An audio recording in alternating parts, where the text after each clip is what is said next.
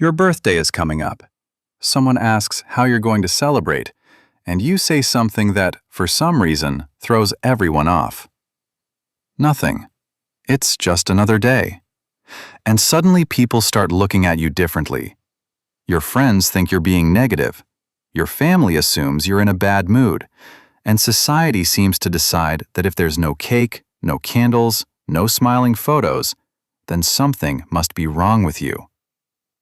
But what if nothing's wrong? What if the fact that your birthday just doesn't move you says something fascinating about how your mind actually works? Because psychologists have studied this exact behavior, and what they found was unexpected. People who don't care about their birthday aren't all the same. They usually fall into three very different types. Some learned to stop expecting anything. Some simply have a brain wired differently. And a small group reached a conclusion many people find hard to accept. Let's start with the first one, because this group almost never talks about it. Some people stop celebrating not because they wanted to, but because they trained themselves to expect nothing. Back in the 1960s, psychologist Martin Seligman discovered something he called learned helplessness. When someone goes through repeated disappointment with no power to change it, the brain does something curious. It stops trying. Not because the person is weak, but because the brain is protecting itself. And birthdays can quietly turn into a kind of emotional experiment. As kids, we expect people to remember. We expect to feel special. We expect that one day to feel different from all the others. But when those expectations break, over and over, the brain starts adjusting its predictions. Here's where neuroscience comes in. Researchers like Wolfram Schultz showed that dopamine doesn't just respond to rewards.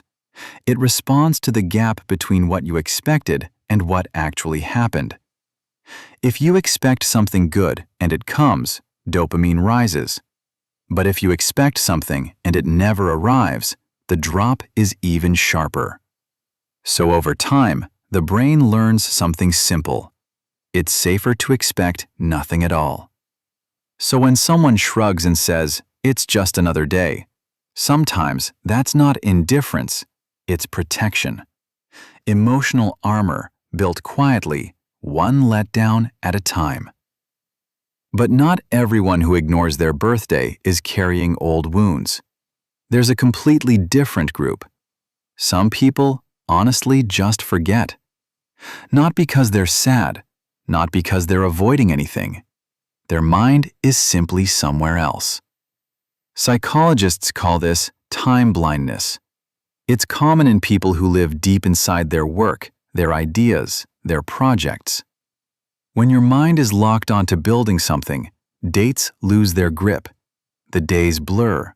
The weeks fly by. The calendar stops feeling solid, and certain events just get filed under not urgent.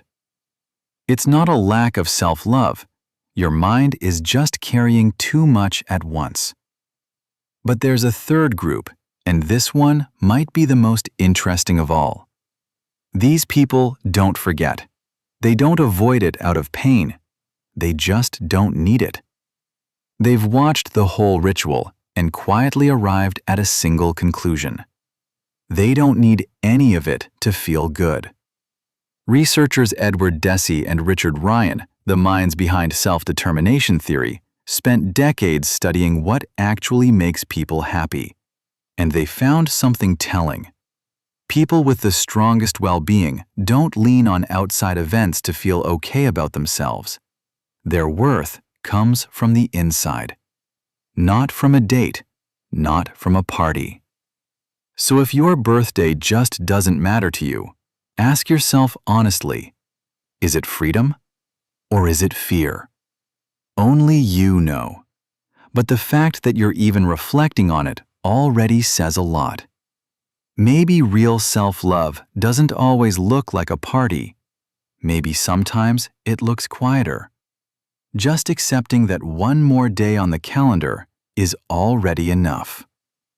If you've ever spent a birthday without celebrating and felt perfectly fine, leave a quiet comment below. And if these questions about the human mind pull you in, subscribe, because the next video might explain something about you that you haven't discovered